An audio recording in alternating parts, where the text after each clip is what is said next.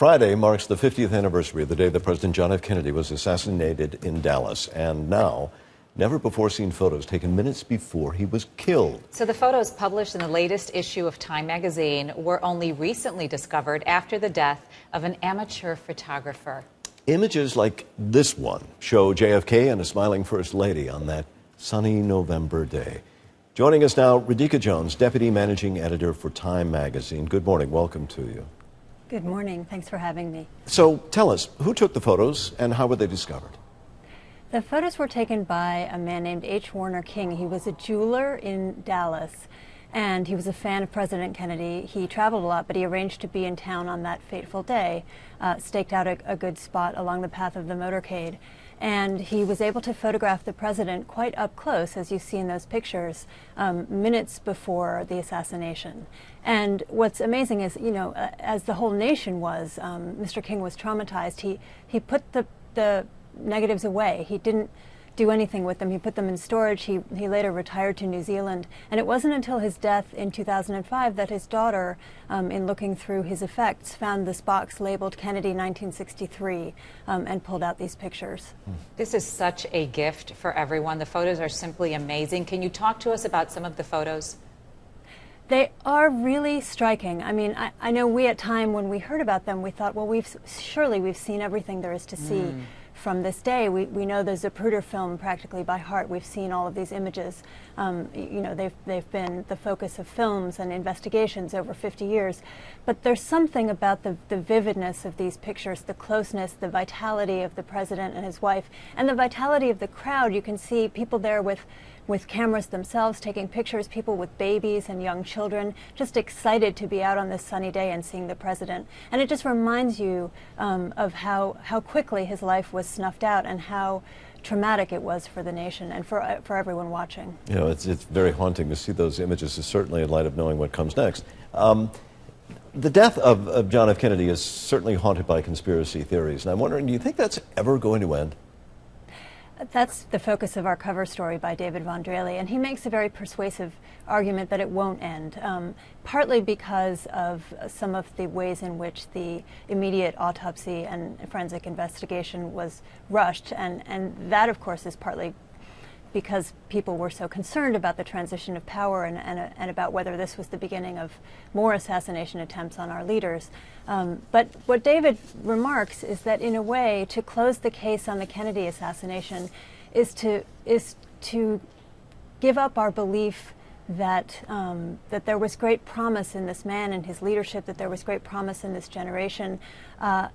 You know, it's hard to believe we put so much stake in the power of our presidency as the symbol of our democracy, and to think that it could be simply snuffed out by one man with one bullet is almost even more heartbreaking than the actual death. So in a way, the way that the Kennedy case stays alive is partly because of our desire to believe that the presidency is stronger than just one man and one bullet. And I know that we're focusing on the assassination, but really it is the Kennedys, right? The Americans are just fascinated by the Kennedys. I think they really still are. And, you know, the occasion of this anniversary is causing a lot of writing about Kennedy's legacy, and there's a lot of reevaluation about whether he was as good a president as people believed, you know, shortly after his death. There are a lot of questions about what he would have done in Vietnam, how he would have led us through the civil rights movement. But the truth is that we'll never know, right? Because he really never had much time in office, and because the nature of his death was so tragic, and it really struck at the core of one of the things we hold dear, the peaceful transition of power in our government. Whatever one's ideology, we've watched so many times a Republican president give way to a Democrat and vice versa, and to have such a violent and traumatic end to a presidency, especially one as beloved as Kennedy was, I think is still traumatic. Well, it has been just a pleasure to have you this morning. Thank you for sharing. Radhika Jones, appreciate your time this morning. All available information on President, over. As history and tragedy were unfolding at Dealey Plaza, radio and telephone communications squawked between the Air Force Command Center, the White House, and Air Force One. Wayside, this is Situation Room. I read From the AP bulletin, Kennedy apparently shot in head. He fell face down in back seat of his car. Blood was on his head. Mrs. Kennedy cried, "Oh no," and tried to hold up his head. Earlier this year, these rare audio recordings were discovered in the personal effects of General Chester Clifton Jr., a military aide to President John F. Kennedy. Post-mortem that has to be done by law under guard, performed at Walter Reed. They want a post-mortem that needs to be done under law at Walter Reed. Forensic audio and video expert Ed Primo was tasked with remastering and piecing together the new tape with older, incomplete copies. It's spine-tingling. It gives you goosebumps when you listen to it. The result is an unflinching account of history unfolding in real time. That is correct. That is correct. We're hearing several commanders communicating logistical information about interrupting everybody's plans because the president was assassinated and what it's going to take to get them to all come together and deal with this disaster. The president is on board. The body is on board. The County is on board. On the tapes, you can hear the military using code names.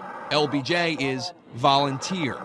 We're waiting for the swearing in at the plane before takeoff. That's a volunteer? That swearing in aboard Air Force One produced this iconic image of LBJ with a shaken Jackie Kennedy by his side. And after Air Force One was in the air, crews could be heard scrambling to sort out logistics. Captain is in the rear compartment, and we check because it is so heavy that we have a forklift back there. Just remove the captain. Volunteer wants a patch with Mrs. Rose as soon as possible. Mrs. Rose Kennedy, roger. You can even hear LBJ passing on condolences to JFK's mother, Rose Kennedy. I wish to God there was something that I could do, and I wanted to tell you that we were grieving with you. Yes, well, thank you very much. Thank you very much. I know you love Jack and he loves you. To Primo, just as interesting as what is on the tapes is what is not. There are a number of obvious edits. I think it's pretty simple. Whoever created the tapes had certain parts of the conversations they didn't want anybody to hear. It's good for people to listen for themselves and see how things develop, sometimes see the roughness of history. John McAdams is a political science professor at Marquette University. He says these recordings are not likely to be the last pieces of history to surface even 50 years after the assassination. The truth is a lot of stuff fell between the cracks. This particular tape, which was in the possession of General Clifton, took almost half a century to show up. The historical record on all kinds of fronts is a bit more ragged than one might think.